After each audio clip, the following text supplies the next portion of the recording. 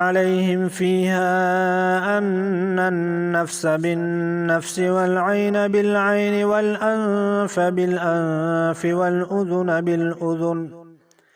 والأذن بالأذن والسن بالسن والجروح قصاص، فمن تصدق به فهو كفارة له، ومن لم يحكم بما أنزل الله فأولئك هم الظالمون.